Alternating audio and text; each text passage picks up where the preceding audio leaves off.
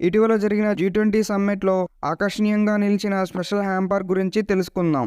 G20 సమ్మిట్కి హాజరైన దేశాధినేతలు, నాయకులకు ప్రధాని నరేంద్ర మోడీ భారతదేశ గొప్ప సంస్కృతిని సూచించే విధంగా చేతితో తయారు చేసిన విశిష్ట చరిత్ర గల కళాఖండాలలో 7 ప్రముఖ వాటిని ఒకే పెట్టెలో ఉంచి బహూకరించారు. అయితే ముందుగా విశిష్టంగా ఉన్న శాండుక్ పెట్టెను చూద్దాం. ఇది ఘనమైన పాత చెక్క మరియు లోహంతో తయారు చేయబడిన ఒక బలమైన పెట్టె. పైన మూత మరియు పెట్టె చుట్టూ అలంకారాలు ఉంటాయి. ఇది భారతీయ సాంస్కృతిక మరియు జానపద ఇతిహాసాలలో ఒక ప్రత్యేకత స్థానాన్ని కలిగి ఉంది. ఇది సున్నితమైన పనితనానికి సారాంశం.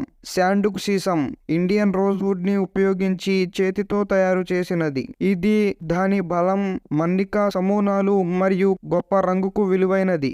దీనికి ఇత్తడి స్ట్రిప్ ఉంది. దీంట్లో పెట్టి బహుకరించిన వస్తువుల్లో మొదటిది కాశ్మీర్ కుంకుమ పువ్వు. ప్రధానంగా శీతలి ప్రదేశాల్లో పండిస్తారు. ఒక రకమైన ఖరీదైన సుగంధ ద్రవ్యము.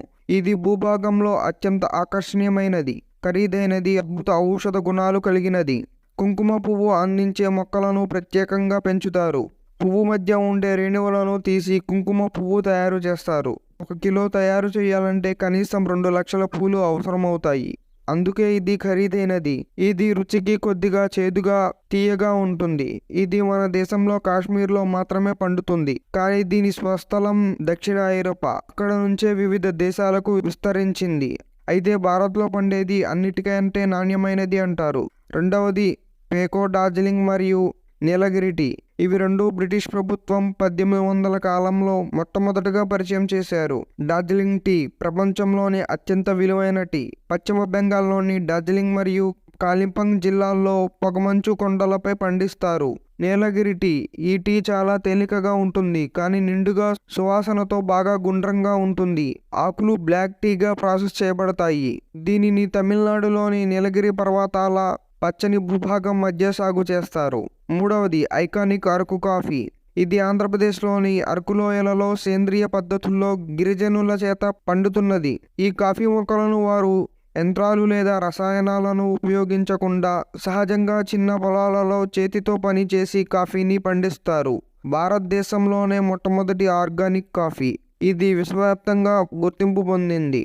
నాలుగవది సుందర్బన్ మల్టీఫ్లోరా మాంగ్రోవ్ హనీ. ఇది ప్రపంచంలోని అతిపెద్ద మాడ అడవులలో సుందర్బన్స్ నుండి వచ్చినది. ఇది కాలీషా, బనీ మరియు గారాన్ వంటి వివిధ మాడపూల మకరందాలను మిళితం చేస్తుంది. ఇది ఇతర తేనెల కంటే తక్కువ జిగటగా ఉంటుంది. దీంట్లో ఫ్లవనాయిడ్లు అధికంగా ఉంటాయి మరియు విలువైన ఆరోగ్య ప్రయోజనాలను అందిస్తుంది.